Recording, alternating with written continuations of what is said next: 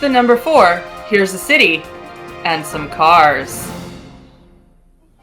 Good evening, I'm Sally Wiggin. That's not my real last name. My real one is too ethnic.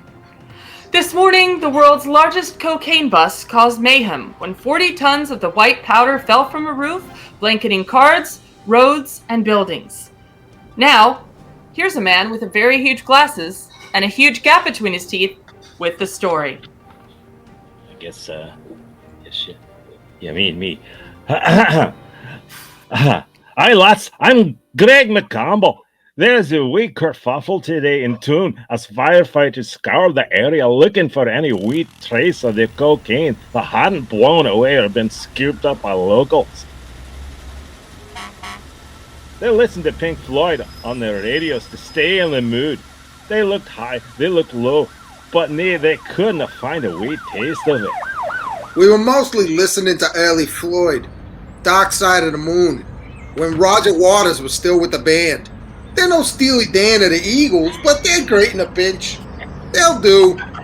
You know, once you smoke some of the good stuff. The lads eventually raided a nursing home, hoping some of the old geezers would cough up some of their drugs. Oh, yeah.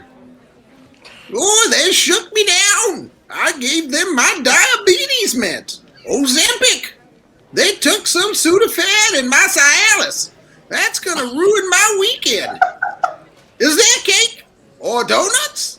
I heard there were donuts. I like cake. I like cake.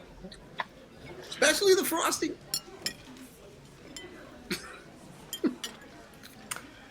Now, we try to provide the best for them.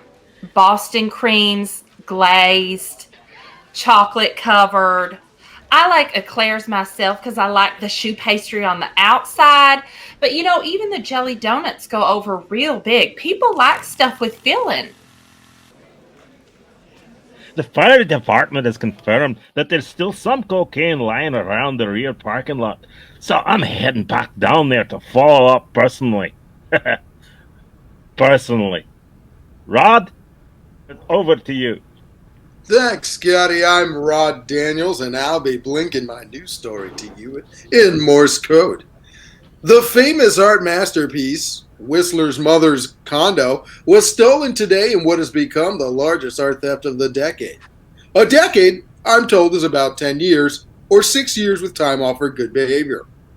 In a totally unrelated story, old people at the Vintage Inc. Senior Center and Winery have been forced to pick and crush grapes to make supermarket Merlot, and perhaps even some of the oakier, but reasonably priced Chardonnays. These affordable wines pair well with fish, pasta, and my mustache. I'm going to look at the wrong camera for a moment. On a personal note, I'd like to give a shout out and my love to my visually impaired, some might say blind, wife Amelia. She's the one who chooses my ties. I'm blinking all this in Morse code for her. Although, now that I think of it, a flock of Canadian geese was spotted flying eastward today over the city. That's a little unusual because they normally fly north or south. They were apparently lost, leading experts to conclude that they were from Ontario. Meanwhile, I'll be joining Greg when he returns to follow up on that parking lot full of cocaine, as well as the fine assortment of donuts and old people inside the building. But first, let's hear from our lovely weather girl, Nanette. Thanks, Rod. From my expression, you can probably tell that I am on a journey of self-discovery. So my segment will be about me. As you can see on the map, I'm actually quite frigid and very cold, sometimes merely cool. It refers to me because there's a large arrow pointed right at myself. I do feel a warm front trying to rise from my lower latitudes, but it is being blocked by a high pressure area in the vicinity of my elbow. The L you see on the far left indicates that I might be a lesbian. Back to you. From clowns to clones, we'll take a look at the first 2 human clones. A happy mom unwraps her 2 new clone babies at Christmas time. A Christmas miracle. But first, This is Rod Daniels again. I've still got my mustache. Some of you know that I was not the first choice for this anchorman job. There were 3 others ahead of me. I was the 4th, which is why I must wear this number 4 on my lapel.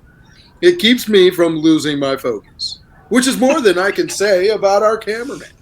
No, but seriously, enough about me. Let's move on to international news. Beirut, Lebanon has unveiled its new national travel poster. They tried to label themselves as the Mecca of the Middle East. This caused an international incident when the Saudi Arabian Crown Prince insisted that Mecca is, in fact, the Mecca of the Middle East. The incident caused a diplomatic uproar, and the United States Coast Guard has been put on high alert for no reason. 'Tis always the season to be jolly, especially now that a new stand-up comedy venue has opened in Vatican City. The Roman Laugh Factory is the newest club to open there since the Templars. We were there for the incredible laugh-studded event, packed with an enthusiastic opening night crowd numbering in the thousands. The headline act needed no introduction. I'm going to look over here for a second. I just flew in from Jerusalem, and boy, are my wings tired.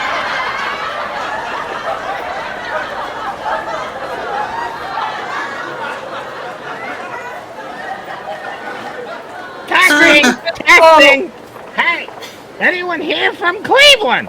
I spent a month in Cleveland one weekend. that was so funny, I almost crossed myself laughing. I've had to deny my own heritage, as you know, and change my name to Wiggin, which may have been taken directly from The Hobbit. At least, that's what people say. I also was not the first woman to interview for this position, as you can tell by the number 4 I've been forced to wear. Well, some may call it a Christmas miracle. Some say it's the greatest gift a woman can get because it can never be returned.